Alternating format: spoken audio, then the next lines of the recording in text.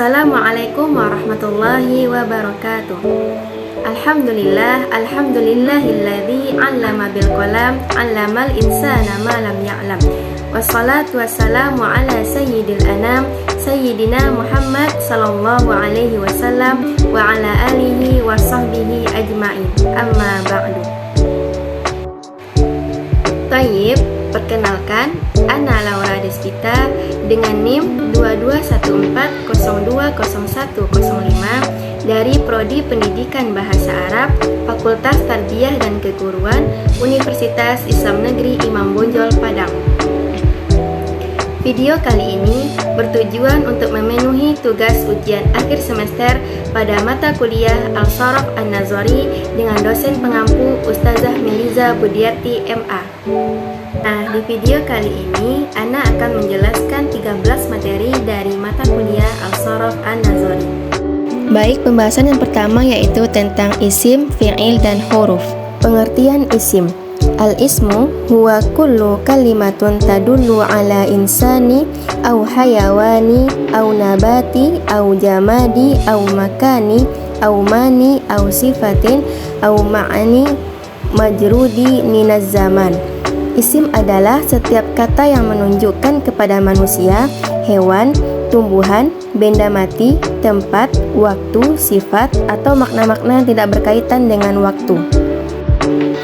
Tanda-tanda isim yang pertama yaitu bisa ditanwin. Contohnya, rojulun, kitabun, syajaratun. Tanda yang kedua dimasuki oleh alif lam. Contohnya, ar-rojulu, al-kitabu, asyajaratu. Tanda yang ketiga dimasuki oleh huruf nida atau panggilan. Contohnya, ya rojulu, ya Muhammadu. Ya, tanda yang keempat bisa dimajrurkan oleh huruf jar. Contohnya, ala syajaratu bil bayyinatu. Selanjutnya, pengertian fi'il. Fi'il adalah setiap kata yang menunjukkan kejadian sesuatu pada waktu tertentu. Contohnya, kataba, dia telah menulis, yajri, dia sedang berlari, isma', dengarkanlah. Tanda-tanda fi'il. Yang pertama yaitu didahului oleh huruf qad. Contohnya, qad aflahal mu'minun, qad aflaha man zakkaha. Yang kedua, didahului oleh huruf sin. Contohnya, sayaqulus sufaha, kalla saya'lamun. Yang ketiga, didahului oleh huruf saufa. Huruf saufa ini khusus masuk ke fi'il mudhari'. Contohnya, saufa yu'tihim ujurahum. Yang keempat, dapat dimasuki ta ta'nis as-sakinah.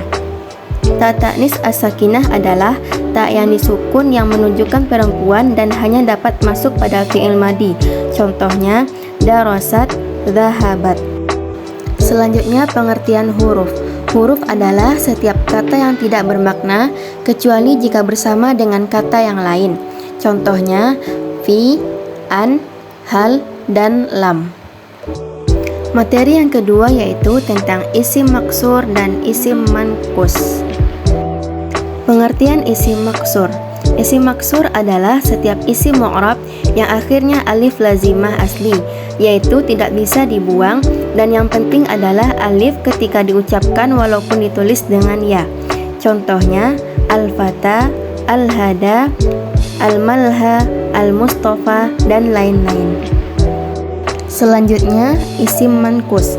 Isim manqus adalah semua isim mu'rab yang akhirnya ya lazimah yang asli dan huruf sebelumnya berharakat kasrah. Contohnya, al-hadi, ar-ra'i, al-qadi, al-wadi, ad-da'i. Materi yang ketiga yaitu isim mamdud dan isim tafdil. Isim mamdud adalah semua isim mu'rab yang akhirnya hamzah sebelumnya alif tambahan. Contohnya, insya'a, ibtida'a, khadara'a, azama'a. Selanjutnya adalah isim tafdil. Isim tafdil adalah isim yang dibentuk mengikuti pola atau wazan af'alu untuk menunjukkan salah satunya lebih dari yang lainnya. Contohnya, akbaru, afdolu, ajmalu, akramu, ahsanu. Materi yang keempat yaitu mufrad, mutsanna, dan jamak. Pengertian isim mufrad. Isim mufrad adalah isim yang menunjukkan kepada satu laki-laki dan satu perempuan. Contohnya, Aliyun, Gulamun, Hisanun, Fatatun, Ma'idatun. Selanjutnya, isim musanna. Isim musanna adalah semua isim yang menunjukkan kepada dua laki-laki atau dua perempuan, dengan menambahkan alif dan nun pada isim mufrad ketika rofa, dan dengan ya dan nun ketika nasab dan jar. Contohnya, hadarul muhandisani, dua insinyur itu telah hadir. Zurtu daulataini, aku telah mengunjungi dua negara. Selanjutnya, isim jamak. Isim jamak adalah semua isim yang menunjukkan kepada lebih dari dua laki-laki atau perempuan. Contohnya, muhandisuna, mudarrisati, anharun. Materi yang kelima yaitu mudzakkar dan muannas. Isim muzakkar. Isim muzakkar adalah setiap isim yang menunjukkan kepada laki-laki, baik manusia atau hewan. Contohnya, abun, rojulun, tilmizun, hasanun. Selanjutnya, isim muannas. Isim muannas adalah setiap isim yang menunjukkan kepada perempuan, baik manusia ataupun hewan, atau disebut juga dengan muannas hakiki. Contohnya, ummun, ukhtun, imra'atun. Materi yang keenam yaitu isim jins dan isim alam. Isim jins adalah isim yang dikhususkan untuk seseorang atau sesuatu, atau isim yang menjelaskan tentang sebuah benda. Contohnya, an-namlu, semut, al-ankabutu, laba-laba. Selanjutnya adalah isim alam. Isim alam adalah isim yang dibuat untuk seseorang atau sesuatu atau apapun yang memastikan sosoknya.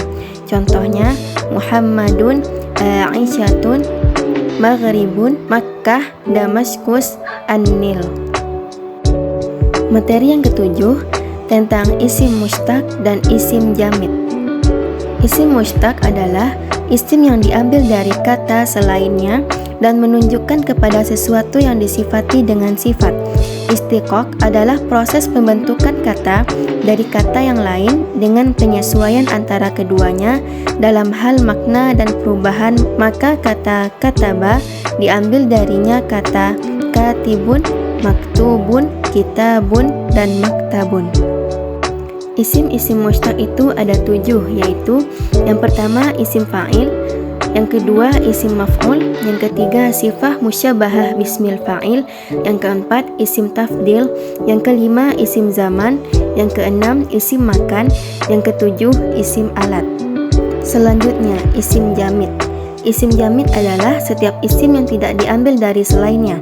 Isim jamid itu ada 2 jenis. Yang pertama isim zat atau isim jenis, yang kedua isim makna atau masdar. Isim zat adalah setiap isim yang tidak diambil dari lafaznya fi'il dan maknanya. Contoh, rojulun, ghusnun, nahrun. Sedangkan masdar atau isim makna adalah setiap isim yang menunjukkan kepada suatu makna yang tidak berkaitan dengan waktu. Contohnya, adlun, ijtima'un, ikramun. Materi yang ke-8 yaitu fi'il madi, mudhari' dan amar. Fi'il madi. Fi'il madi adalah setiap kalimat yang menunjukkan atas makna dan masa yang telah berlalu. Contohnya, jalasa Zaidun, Zaid telah duduk. Ja'a talibu, siswa telah datang. Sedangkan fi'il mudhari' adalah kata yang menunjukkan atas makna dan zaman yang memuat masa sekarang dan yang akan datang. Contohnya, nahnu nabi'u kitabun fil madrasah, ana aktubu fil fasl, huwa yadhhabu ilal madinah. Dan fi'il amar adalah kata yang menunjukkan atas makna atau perintah dan permohonan dan memuat zaman yang akan datang. Contohnya, idhhab, pergilah, iftah, bukalah, idrib, pukullah. Materi yang ke-9, fi'il muta'addi dan fi'il lazim. Fi'il muta'addi. Fi'il muta'addi adalah setiap fi'il yang tidak cukup dengan fa'ilnya, tetapi ia membutuhkan maf'ul bih, baik satu ataupun lebih. Contohnya, yaktubu Ahmad ar-risalah, Ahmad menulis surat.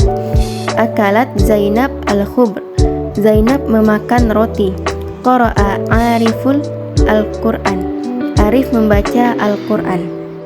Sedangkan fi'il lazim itu adalah kebalikan dari fi'il muta'addi, yaitu setiap fi'il yang cukup dengan fa'ilnya dan ia tidak membutuhkan kepada maf'ul bih. Contohnya, qoma Zaidun hadara Amru. Materi yang ke-10 yaitu fi'il mabni lil ma'lum wa fi'il mabni lil majhul. Fi'il mabni lil ma'lum adalah setiap fi'il yang disebutkan bersamanya fa'il. Contohnya, qara'al mazi'u an-nab'u. Penyiar itu membaca berita. Yaktubu Muhammadun ad-darsu. Muhammad menulis pelajaran itu.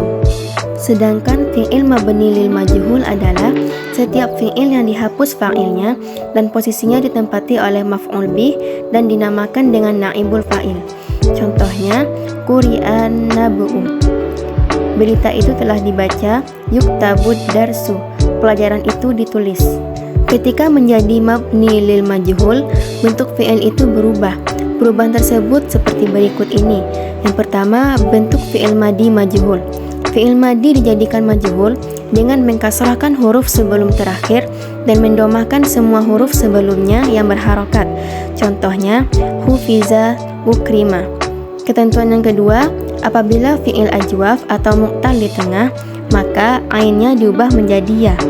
Contohnya, kata qola menjadi qila, kata soda menjadi sida. Bentuk fi'il mudhari' majhul, ketentuannya yaitu fi'il mudhari' dijadikan majhul dengan mendomahkan huruf pertama dan memfathahkan huruf sebelum akhir. Contohnya, yuhfazu yukramu. Apabila huruf sebelum terakhir waw atau ya, maka diubah kata yaqulu menjadi yuqalu, yazidu menjadi yuzadu. Materi yang ke-11 yaitu fi'il shahih. Fi'il shahih adalah fi'il yang hurufnya tidak dari huruf ilat. Contohnya, kataba yadrusu arsamu. Fi'il shahih itu terbagi menjadi 3 bagian. Yang pertama, mahmuz. Mahmuz yaitu semua fi'il yang salah satu huruf aslinya adalah hamzah. Contohnya, akhadha, sa'ala, qara'a. Yang kedua, mudha'af sulasi, yaitu setiap fi'il yang huruf kedua dan ketiga dari satu jenis. Contohnya, syadda, zadda, hazza. Yang ketiga, salim, yaitu fi'il yang huruf aslinya selamat dari hamzah dan tasydid. Contohnya, fataha, kataba, dan fahama. Materi yang ke-12 yaitu fi'il mu'tal. Apa itu fi'il mu'tal? Fi'il mu'tal adalah setiap fi'il yang pada huruf-huruf aslinya ada 1 atau 2 huruf ilat. Huruf ilat yaitu diantaranya alif, waw, dan ya. Contohnya, soma, wathaba, roma. Fi'il mu'tal juga terbagi menjadi 3 bagian. Yang pertama, mitsal, yaitu setiap fi'il yang awal huruf aslinya adalah huruf ilat. Contohnya, wajada, ya'isa. Yang kedua, ajwaf, yaitu setiap fi'il yang huruf asli yang kedua adalah huruf ilat. Contohnya, qola, toba. Yang ketiga, naqis, yaitu setiap fi'il yang akhir huruf aslinya adalah huruf ilat. Contohnya, dana, roma, laqiya. Dan materi yang terakhir yaitu materi ke-13, yaitu tentang fi'il mujarrad. Fi'il mujarrad adalah setiap fi'il yang semua hurufnya asli. Contohnya, kataba, wa'ada, nala, roma. Fi'il mujarrad itu dibagi menjadi 2 bagian, yaitu fi'il mujarrad sulasi dan fi'il mujarrad rubai. Baik, sekian penjelasan video terkait materi Al-Shorof An-Nazori dari Ana. Semoga teman-teman yang menonton dapat memahami apa yang Ana sampaikan dan semoga dapat bermanfaat bagi kita semua.